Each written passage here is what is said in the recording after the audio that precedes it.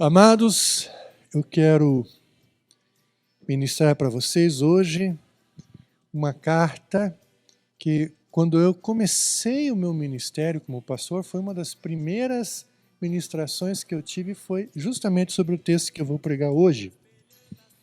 Tiago, capítulo 1, versos 1 até 15. Eu me lembro que eu suava em bicas, né, pregando. Como diz o Arno, Deus é tremendo e nós ficamos tremendo também, né, Arno? E era assim no começo também. Tiago 1, versos 1 até 15. Eu, Tiago, servo de Deus e do Senhor Jesus Cristo, envio saudações a todo o povo de Deus espalhado pelo mundo inteiro. Meus irmãos, sintam-se felizes quando passarem por todo tipo de aflições, pois vocês sabem que quando a sua fé vence essas provações, ela produz perseverança. Que essa perseverança seja perfeita, a fim de que vocês sejam maduros e corretos, não falhando em nada. Mas se alguém tem falta de sabedoria, peça a Deus, e Ele a dará, porque é generoso e dá com bondade a todos.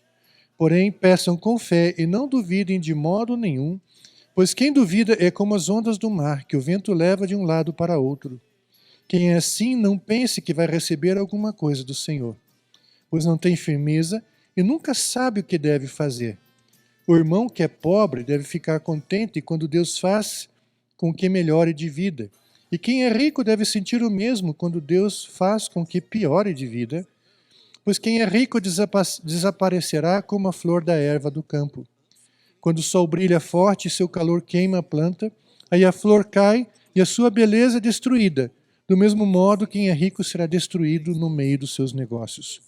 Feliz é aquele que nas aflições continua fiel, porque depois de sair aprovado dessas aflições, receberá como prêmio a vida que Deus promete aos que o amam.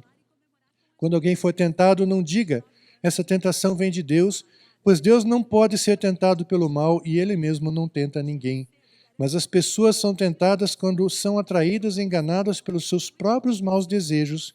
Então esses desejos fazem com que o pecado nasça, e o pecado, quando já está maduro, produz a morte. Pai, abençoa essa palavra, que essa palavra seja transformadora, libertadora, curadora e edificadora em nome de Jesus. Santo Espírito, toma a minha vida para usar, para abençoar esse povo, em nome de Jesus. Amém. Queridos, como sempre eu gosto de contar uma ilustração. Ilustrações são janelas que iluminam. Imagine esse prédio sem nenhuma janela, isso seria uma escuridão total. Pelo contrário, janelas trazem a luz de fora para dentro. Também ilustrações iluminam um sermão como janelas. Diz que uma moça estava passando por muitas dificuldades e ela era filha de um cozinheiro, um chefe de cozinha. E aí ela foi lá conversar com o pai, desabafar as suas aflições. E então o pai, enquanto ouvia ela, pegou algumas panelas. Uma das panelas ela colocou um ovo, no outro ela colocou uma cenoura. E no outro ele colocou pó de café. Quando finalmente ele colocou água quente em cada um desses e deixou ferver por um pouquinho, alguns, exceto o café, que a gente sabe que quando a água ferve queima o café, né? Então, a moça terminou e ele disse, senhora, eu quero te mostrar uma coisa. Pegou o ovo e disse, olha, filha, tá vendo esse ovo aqui? Ele era molinho, molinho, quando ele passou pela provação da água quente. Ele se tornou duro, endureceu. Se você quebrar a casca, você vai ver que por dentro ele não é mais aquela maciez, era uma coisa rígida, bem mais rígida do que antes. Agora veja a cenoura. A cenoura era rígida, dura, mas passou pela provação da água quente e amoleceu. Agora eu vou te servir esse café, depois de ter coado o pó da água. Experimente esse café. Então, Qual é a diferença do café para o ovo e para a cenoura? A menina ficou boiando, não entendeu. Disse, olha, quando a aprovação passou pelo café, o café mudou a água. Não foi a água que mudou o café.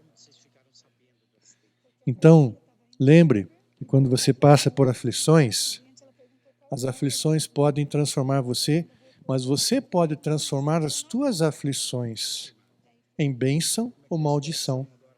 Depende muito da sua atitude. E eu sei que algumas pessoas ficam bravas comigo. Às vezes eu digo uma coisa assim que parece cruel no momento da dor. Eu escolho ser feliz, escolha ser feliz. As pessoas dizem, até parece. Mas na verdade ser feliz é uma questão de escolha. E fazer algo com aquilo que nos sobrevém também é uma questão de escolha. É uma questão de atitude, não é uma questão de sofrência. Esse é o problema.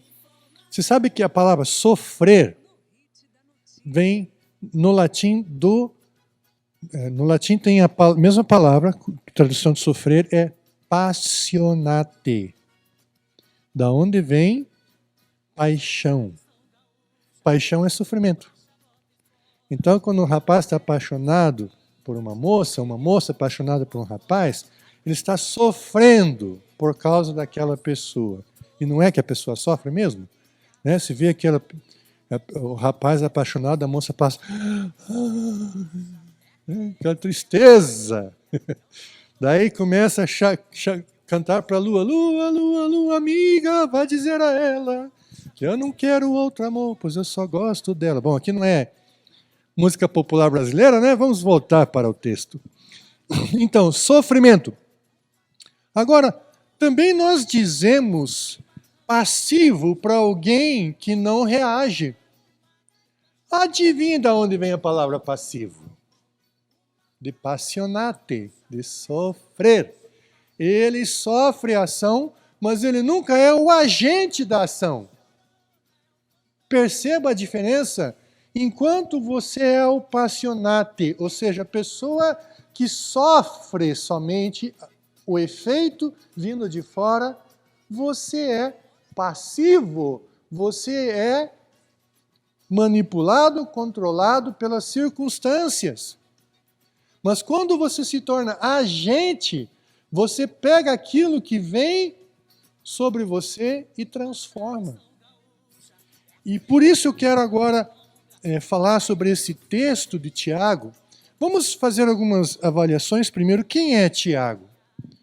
Por dedução, nós entendemos que esse Tiago é filho de Maria e de José, meio-irmão de Jesus. Ele, no tempo em que Jesus ministrava com seus discípulos, ele não era crente.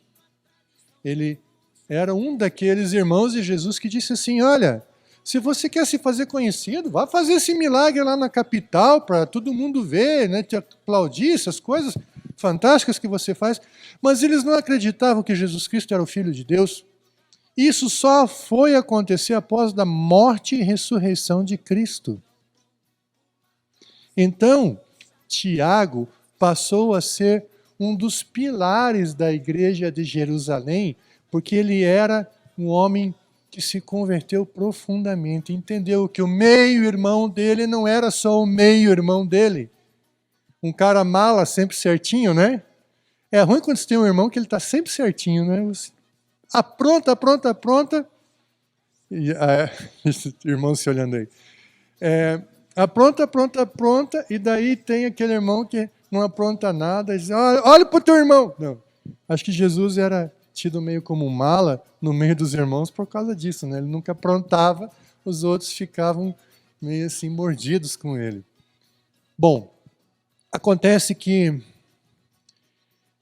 Tiago, ele era um homem tão voltado à oração que ele era conhecido como Tiago Joelhos de Camelo, porque ele tinha calos nos joelhos enormes, dado o tempo que ele passava em oração e adoração.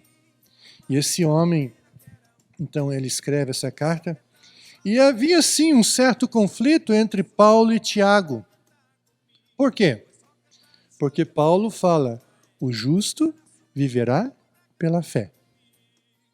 E Tiago fala que a fé sem obras é morta. Paulo fala, ninguém é salvo por obras. Tiago fala, mostre-me a sua fé e eu te mostrarei as minhas obras. E havia um certo conflito, mas não um conflito que impedia que eles fossem irmãos. Por quê? Porque tanto Paulo como Tiago estavam certos. Porque você não é salvo pelas obras. Você pode fazer um monte de boas obras. Se você faz isso para ganhar a salvação, sinto muito, perdeu o seu tempo. Mas, ao mesmo tempo, não venha me dizer que você tem boas obras. Pelo jeito, nós vamos ter que fazer uma pausa na pregação, que deu problema. Não venha me dizer que você tem boas obras. Tem fé se você não produz nada. Se essa fé não se manifesta numa vida honesta, pura, correta, não se manifesta em um abandono dos velhos pecados, pelo menos uma tentativa, né? De abandonar os velhos pecados, numa busca mais sincera por Deus, a sua fé não vale nada se não se manifestar em obras. É a mesma coisa que eu dizer que sou músico sem nunca tocar um instrumento. Não tem como. Como é que eu vou fazer música, dizer que sou músico e não faço música? Não tem como. Então era assim. E esse Tiago, então, ele começa já trabalhando com algumas coisas bastante dolorosas, digamos assim. Porque Tiago escreve para quem? Para os cristãos na diáspora. Sabe o que é diáspora? Diáspora é espalhamento. Aconteceu que quando Estevão foi apedrejado no templo, explodiu uma perseguição violenta contra os cristãos em Jerusalém. Eles estavam muito felizes em Jerusalém, esperando a volta de Cristo, vivendo em comunidade. Inclusive, uma das razões por que eles vendiam suas propriedades e compartilhavam entre si o valor da venda das propriedades não é porque eles eram o primeiro modelo de comunismo. Jesus não era comunista. Era porque eles acreditavam que Jesus voltava ainda na geração deles. E aí eles estavam se desfazendo dos bens. Por que eu vou guardar imóvel aqui se eu sei que amanhã Jesus vem me buscar? Então vendiam e repartiam entre os pobres. Bom, estavam vivendo bem ali e Deus falou assim, ide por todo o mundo pregar o evangelho. Não é só Jerusalém. Aí Deus permitiu aquela perseguição violenta da parte dos líderes judeus para que eles se espalhassem e fossem para todos os lugares. E onde os judeus iam, os cristãos iam, lembre-se, eles eram proscritos, eles eram pessoas não habilitadas pelo governo para simplesmente existirem. O governo entendia que o cristão, ele é traidor da pátria. Porque, afinal de contas, o cristão dizia que Jesus Cristo é Senhor, quando todo súdito romano tinha que dizer que César era Senhor. Então, eles eram perseguidos, eles eram mortos, eles eram condenados. E nessa perseguição toda, então, Tiago escreve para eles, dizendo, olha, tende por motivo de grande alegria o passardes por várias provações. Meu irmão mais velho, de vez em quando ele olhava para mim e dizia assim, você é um motivo de muita alegria para mim. Eu, sério? Por quê? Você me faz passar por muitas provações. Então você me dá muita alegria, segundo Tiago, né?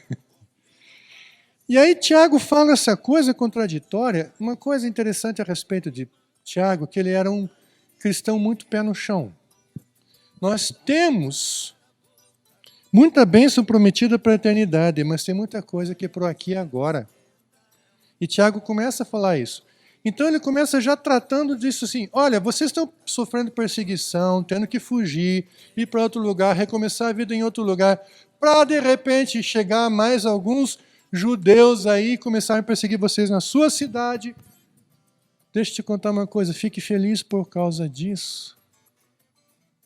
Jesus falou nas bem-aventuranças, bem-aventurados sois quando vos injuriarem e mentindo disserem todo mal contra vós, pois assim perseguiram os profetas que viveram antes de vocês. Mateus 5. Da mesma forma, Tiago está falando, olha, fiquem alegres porque a provação da vossa fé, ela vai produzir perseverança. Ao mesmo tempo que ele te dá uma lambada, fala de uma coisa dolorosa, toca na ferida, ao mesmo tempo, Tiago entrega uma promessa que não é postergada para a eternidade, é uma promessa para o aqui e agora. Você vai amadurecer através desse sofrimento. E eu quero falar algumas coisas interessantes a respeito disso. Provação, uma bênção disfarçada de problema. Algumas coisas interessantes que nós podemos ver aqui. Primeiro, ele não fala assim, meus irmãos, tendo por motivo de grande alegria, se passares por provações. Não tem se. É quando. Todos que estamos aqui já somos velhos o suficiente para entender que provação faz parte da vida, assim como vem dias de chuva e dias de sol.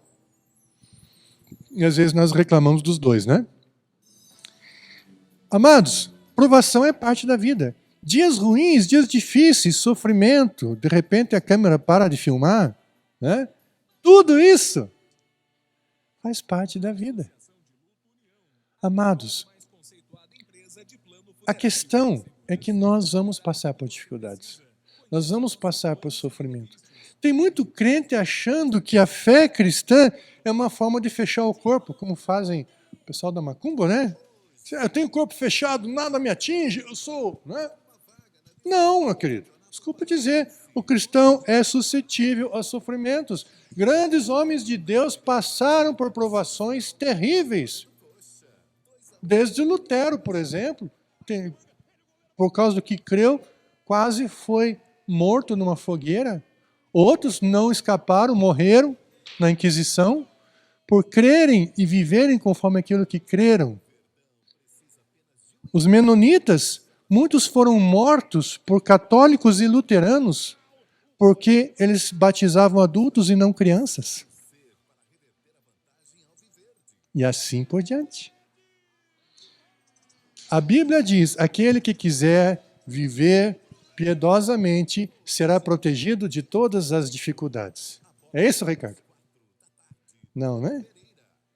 Aquele que quiser viver piedosamente sofrerá perseguição. E essa é uma verdade que nós precisamos entender. Você não é imune ao sofrimento. Você não é imune às dificuldades. Elas vão acontecer, mas a maneira como você lida com elas vai fazer toda a diferença na sua vida. Numa mesma dificuldade existe provação e tentação. Por quê? Será que Deus precisa saber o que existe diante de você? A Bíblia diz que você nem falou a frase e Deus já sabe o que você vai dizer. O que é perfeitamente natural, uma vez que Deus é além do tempo. Agora, você acha que Deus precisa... eu não sei como é que o William vai reagir se acontecer isso com ele. Eu não sei como é que a Franciele vai reagir se acontecer isso com ela. Então eu vou experimentar para ver como é que é o coração dela. Deus sabe o teu coração, Franciele. Todinho, até os pensamentos mais secretos que nem você sabe, Ele sabe. Tudo. Ele usa a provação para nos forjar, para nos melhorar.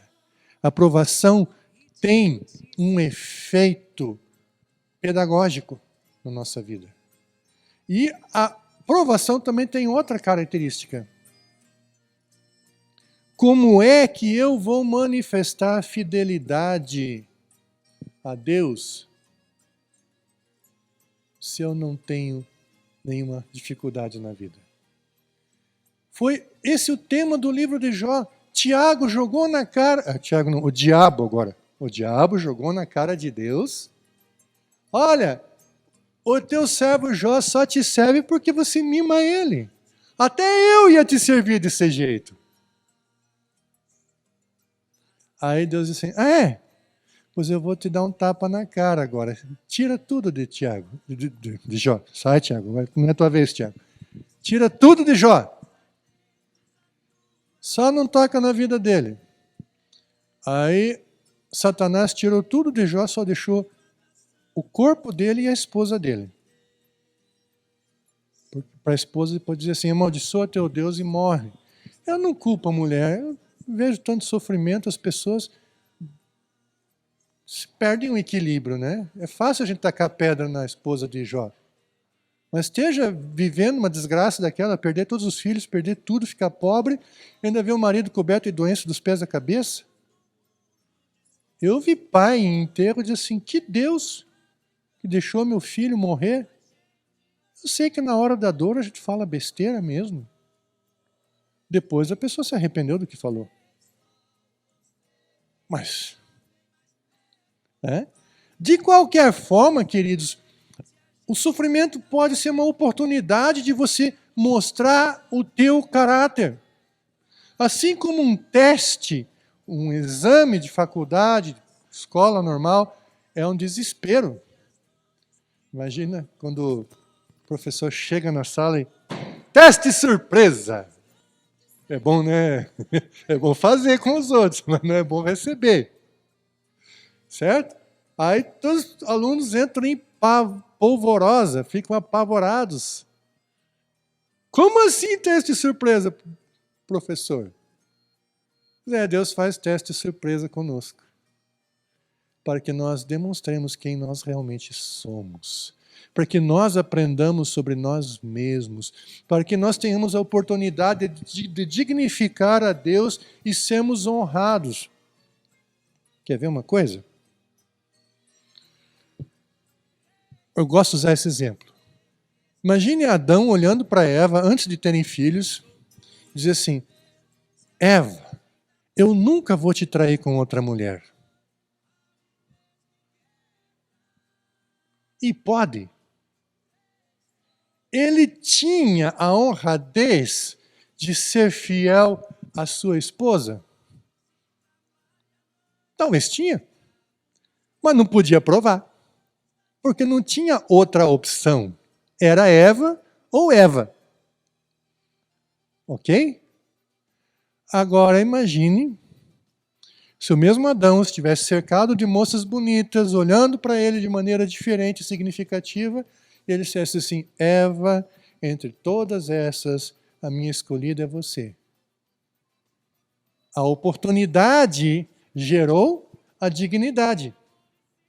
A Eva podia olhar para Adão e dizer assim, realmente ele é fiel a mim, porque todas essas moças bonitas ao redor dele, e ele continua focado em mim, como eleita do seu coração. Como Adão não tinha oportunidade, ele não podia demonstrar isso. Então, muitas vezes, Deus nos dá a oportunidade de nós pisarmos na bola para que nós mostremos o que está dentro de nós. Agora, aqui está uma coisa interessante. Também existe a tentação. Enquanto que a aprovação visa o nosso bem, o nosso amadurecimento, a tentação visa o nosso mal e a nossa destruição. Por isso, Tiago também fala, quando alguém for tentado, não provado, não diga, esta tentação vem de Deus, porque Deus não tenta ninguém. Existem 3 fontes para a tentação. 1, o diabo, que ele vai te empurrar para alguma situação de pecado. 2, o mundo que te enche de ofertas, mas o pior dos inimigos não é nem o diabo nem o mundo, é você mesmo. Porque eu vou te contar um negócio ruim. A gente gosta de pecar. Parece gostoso E o pior é que o pecado ele é gostoso, assim, ó, a curto prazo. É um roubo. Pensa bem o que eu vou fazer com esses 20 mil que eu vou arrancar daquele otário. Você tem uma visão de lucro, vantagem e prazer a curto prazo. Só que no longo prazo é maldição, desgraça, miséria e morte. A mesma coisa, um adultério. No curto prazo, né? Essa pessoa é tão maravilhosa, e me envolvendo com ela, e de repente, no longo prazo, você vai ver sofrimento, morte. Estava conversando com um mecânico essa semana, e ele contando o caso de um rapaz que ele viu, sabia, casado, de repente viu aos beijos e abraços numa esquina aí do bairro. Daqui a pouco o cara não tinha patrimônio, não tinha esposa e não tinha outra. Ficou na rua, não tinha família, não tinha nada. A curto prazo, prazer. A longo prazo, desgraça, miséria, morte e sofrimento.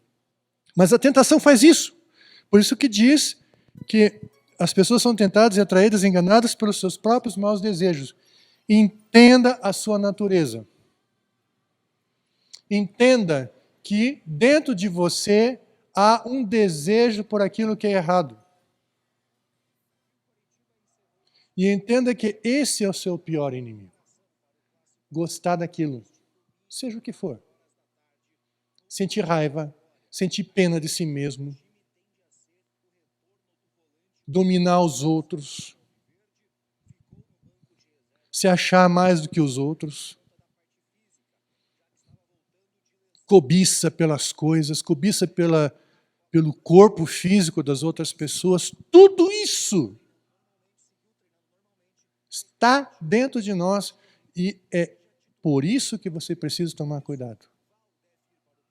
E a tentação não vem de Deus, vem primeiro de você, depois do mundo e depois do diabo.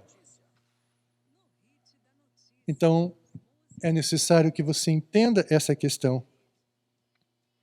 Agora, quando Deus nos permite passar por aflição, e de novo, a aflição pode ser causada por Deus, pode ser causada pela oposição do mundo e pode ser causada por nossa própria tolice. Por exemplo, esse rapaz que eu falei, que eu não sei quem é, mas que perdeu a esposa, perdeu os filhos, perdeu a outra, perdeu todo o patrimônio que tinha. Esse cara diz assim, estou sofrendo. Mas não é porque ele teme ao Senhor. Não é porque ele fez uma coisa certa e está sendo perseguido injustamente. É porque fez tolice e arcou com as consequências. Porque cada um de nós é assim. Então, existem provações que são resultado dos nossos maus atos. Existem provações que são resultado do mover de Deus nos dando oportunidade de mostrar um caráter digno. Ou nos trabalhando. E nós precisamos discernir isso.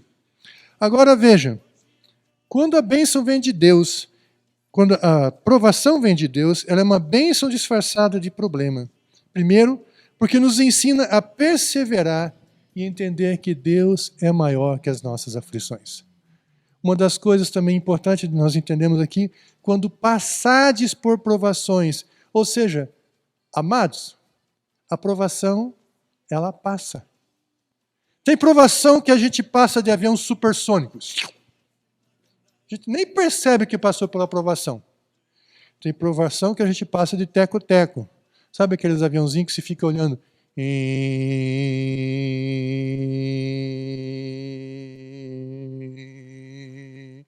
Ainda está ali. Né? Tem provação que você passa de carro. Certo? E tem provação que se passa a pé. Tem provação que se passa se arrastando. Mas você vai passar por todas elas. E elas vão ficar para trás. Uma das coisas que eu aprendi a dizer para as pessoas em sofrimento é: essa dor tem hora marcada para terminar. Olhe para frente. Olhe para cima. Não existe dor que veio para ficar. Até mesmo as dores da velhice, né? A gente, quando chega numa certa idade, a gente chega na idade das grandes águias, com dor ali, com dor aqui, certo? O Charles Swindoll diz ainda assim, quando dói alguma coisa eu fico feliz, porque é sinal que ainda funciona. É? Só que tem um detalhe até, essas dores têm hora marcada para terminar. Porque um dia nós não vamos mais estar aqui. Vamos estar na presença de Deus, um corpo glorificado. Perceba então, não desespere diante da dor, não entre em parafuso, a dor passa. Há uma promessa para você de amadurecimento. E no meio dessas lutas pode ser que você descubra, uma das coisas que Deus quer que você descubra, o quão pequeno você é. O quanto você necessita de sabedoria.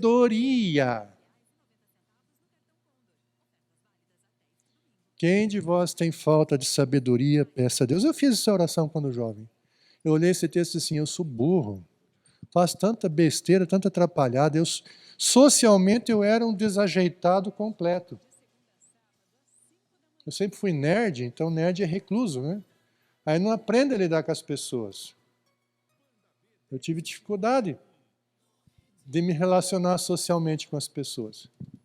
Como resultado, eu olhava assim, nossa, mas eu sou um atrapalhado mesmo, eu faço cada uma. Aí eu disse, Deus me dá sabedoria. E hoje com que eu trabalho? Com gente. Deus me deu. Talvez não tanto assim, mas esses anos todos Deus foi me dando sabedoria.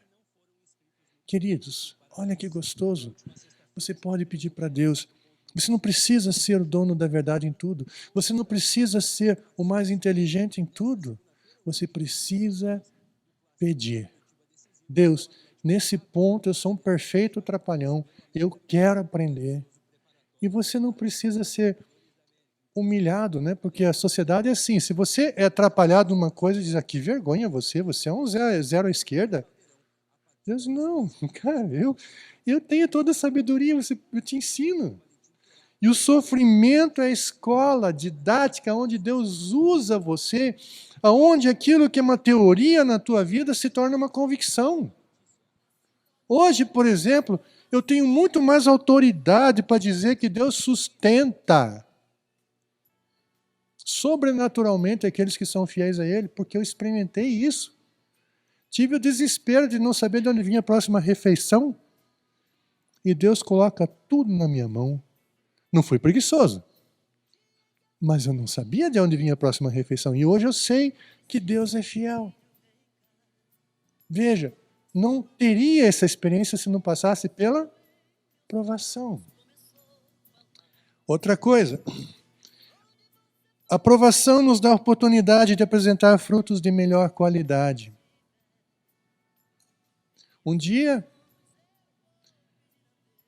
um colega pastor perdeu a mãe. Eu olhei para ele e disse assim, eu sei o que você está sentindo, porque eu perdi a minha. Mas eu sei que você tem a mesma segurança que eu tenho, porque a tua mãe era de Deus como a minha era. E aí você pode entender a dor dos outros, e você pode abençoar os outros. Você tem um fruto de melhor qualidade, por causa daquilo que você passou. Nos traz aumento de sabedoria, nos traz maior recompensa se somos fiéis. Se uma pessoa nunca teve oportunidade de roubar, não dá para dizer que ela é honesta.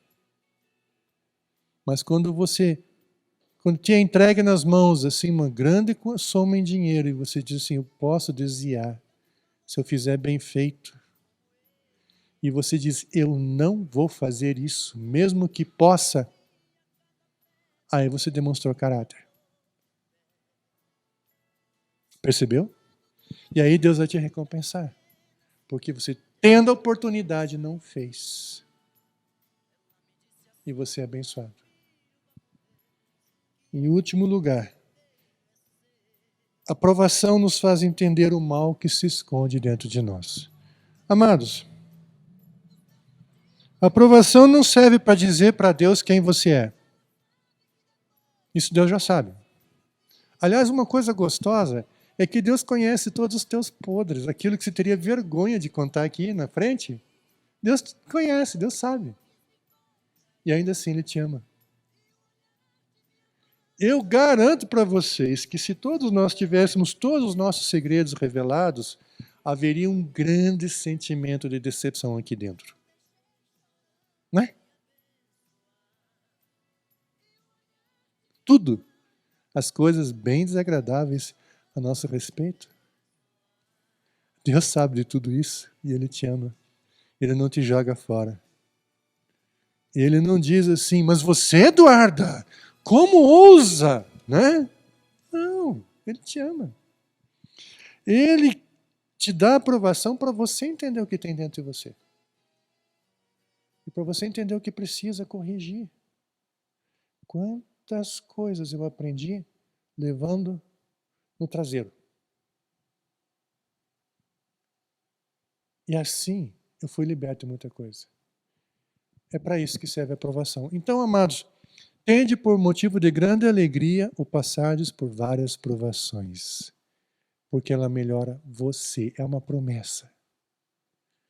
Apenas aprenda a lidar com elas. E diga, Deus, me dá sabedoria para lidar com essas lutas, com esses problemas, para que eu possa alcançar vitória. E possa ser bênção e possa ser melhor reflexo da tua imagem. Amém? Uma coisa que também é legal, você pode olhar às vezes quando alguém está te irritando muito, e diz assim, você é motivo de grande alegria para mim, né? Você pensou, por quê? Veja Tiago 1 lá, você vai entender. Vamos ficar em pé e orar. Deus querido, nós te pedimos que o Senhor esteja abençoando essa palavra, que o Senhor abençoe essa palavra. Que o Senhor faça com que ela nos traga para um nível diferente de comunhão contigo, nos traga para um nível diferente de entendimento sobre a nossa própria existência, sobre as lutas e dificuldades que temos, e nos ensina, Senhor. Nos dá sabedoria, para que possamos sair cada vez melhor, mais amadurecidos, transformando a nossa situação e não sendo vítimas daquilo que acontece ao nosso redor. Obrigado, porque nós não precisamos ser escravos das circunstâncias, mas nós podemos transformar nossas circunstâncias em Ti. Por isso nós nos entregamos confiantemente em Tuas mãos, sabendo que Tu tens o melhor para nós. Que a graça de nosso Senhor e Salvador Jesus Cristo, o amor de Deus Pai, a comunhão, a consolação, a convivência do Espírito Santo esteja com todo o povo de Deus, desde agora e para sempre. Amém.